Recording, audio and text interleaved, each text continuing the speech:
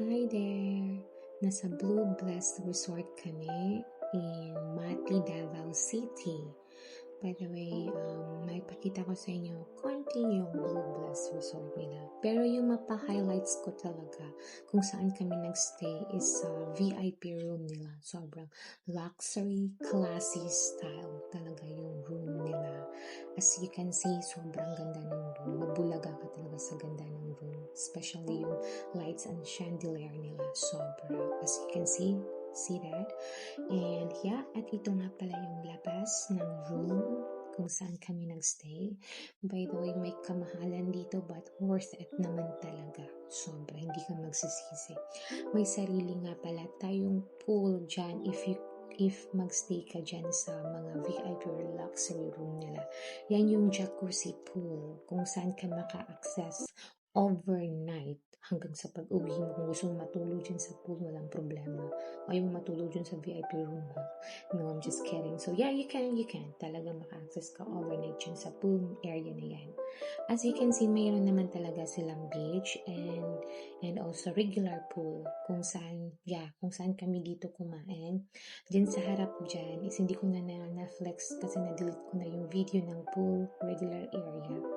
Hanggang lang dyan, hanggang 10 lang ata. Yeah, hanggang 10 lang yung regular pool area nila. Kasi may mga cottages naman na talagang you can stay. Yung may cottages na parang balay, Indonesia, yung parang papuntang beach yun, so meron doon. Yun yung mga regular, nila, yung mga regular cottages nila, yun. So parang mga bahay kubo. Pero visit nyo lang yung page, makikita nyo din doon. Yung area naman to na pinapakita namin is ito kung saan pwede ka mag-inuman overnight, mag-chill with friends, talking with family and loved ones dyan. Sa harap dyan, banda, sa likod ni Bimbim is may mga pool area dyan na regular lang talaga. So yung area na yan, you can see dine and chill, wine with friends. Yeah, you can access with it overnight.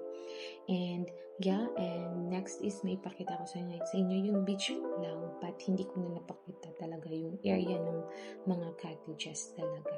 So yeah, as you can see, it's a Blue Blessed Resort in Mati, Davao. By the way, yung nila, yung dagat nila dyan, hindi daw talaga yan low tide. Talagang ganyan lang yan. High tide, so talagang wow talaga yung water nila.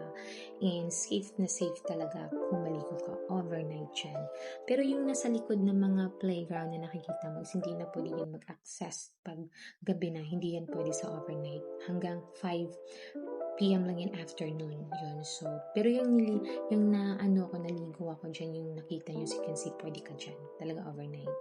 And yeah, let's go back to jacuzzi pool kung saan kami nagstay. Yeah, yun yung room nakikita nyo, one of that room, nagstay kami dyan kami nagstay.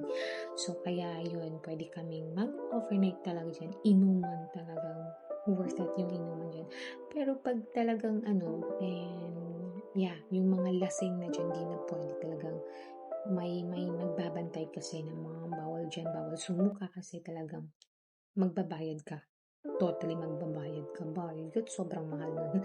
So yun, kasi sobrang mahal ng mga rooms dyan. But worth it naman talaga. Yung long ride nyo talagang worth it. Sobra. Papunta dito sa Mati, Davao Resort. So yan, hanggang dito na lang ako. And yeah, see you in my next video. So guys, this is Blue Blessed Resort in Mati, Davao City.